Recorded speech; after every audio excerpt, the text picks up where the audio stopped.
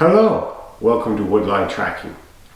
Today we're going to talk about pistol holsters for CCW and a little bit about 4th Gen Warfare open carry. So let's get started. Let's start off with 4th Gen Warfare open carrying. We do not recommend open carrying here at Woodline. You become a target. It puts out a lot of bad vibes to people around you. People get concerned, especially in the world we live in now. I know it's your right, a lot of places, and you have the option, but it's not always the best attention or best situation you want to be in. Plus, we've even seen people steal the gun from you when you're in line at a convenience store or something like that. We'll go into here a little bit of some methods you can to stop that when we get into CCW, but we do not recommend open carrying here at Woodline. Now, as for 4th Gen Warfare, we don't really recommend carrying a pistol if you're doing some form of operations if you have a good rifle. It's just more weight you have to carry and deal with, and I've been out on operations where a guy lost a pistol. Thought he needed it, he didn't need it, lost it, and we never did find it, and who knows where it's at now or what it's doing. Think about all that. Your pistol won't do you much good out in the bush against bad guys or whatever you're doing. I'd much rather take an extra mag or something else. My humble opinion, in the way we train here at Woodline. So, if you are going to carry a pistol openly or in 4th Gen Warfare, make sure it's something like a good safari land or if it retention or something around them lines so you don't lose it, because out in the bush when you're moving through and doing all this stuff, it's amazing how fast you can lose things, and if it ain't strapped down you probably will lose it. Okay, let's go to the 3 types of concealed carry. Basically the 3 types are appendix, on the side, or on your back.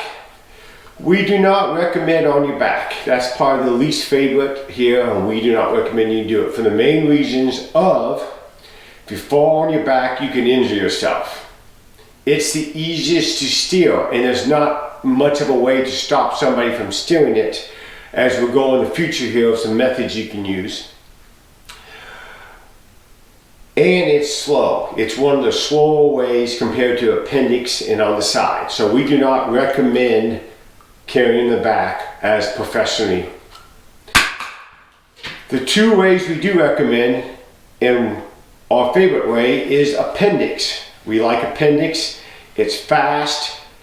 You have good control over it. It's concealed easy. You will not, it's hard to tell. It's probably it's the most concealable one out there. Second would be on your side here.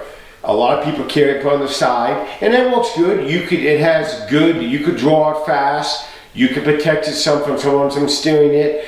It is a little more showy being on the side. It does kind of bulge out a little bit, but it works.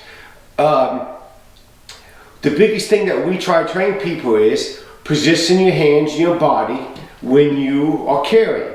Like if I'm in line, I'm going to make sure if there's a threat or someplace over in here, because we're going to go to baseline next, I'm going to be watching that and have my body kind of torn to it, so if I have to react to it, I can react to it. Also, I'm going to put my hands in a certain way where I can get to my firearm easy, my pistol easy, draw it safely and be fast and accurate. Also, if someone tries to grab or wrestle, I can stop them.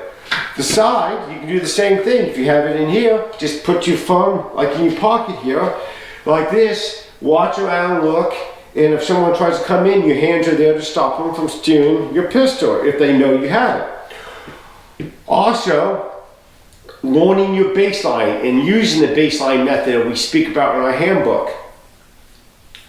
Many people do not understand this concept of being aware. Too many people are on their phone or thinking about whatever than being aware of what's going on around them. A baseline is basically forming a baseline of behavior of what people should be behaving around you. And then when you see indicators that don't fit that baseline, then you can have time to react to it or watch them. Like typically when people walk down the street, two friends don't walk side by side, you can tell they're together, they're talking. Criminals don't usually walk that way. They walk in somewhere formation, some type of formation, and you can generally tell that they're together if you are watching. So you need to put down the phone and pay attention and practice knowing the baseline around you and your family, because it's up to you to protect them, nobody else. A lot of places you cannot, a lot of states like here in Ohio, you cannot sue the police for lack of protection. It's up to you to own it. And things are getting crazier. So you need to be able to use your pistol well. The pistol is your best way of defense. Have a good holster, and I mean shoot good, because you're responsible for every shot that comes out of your gun.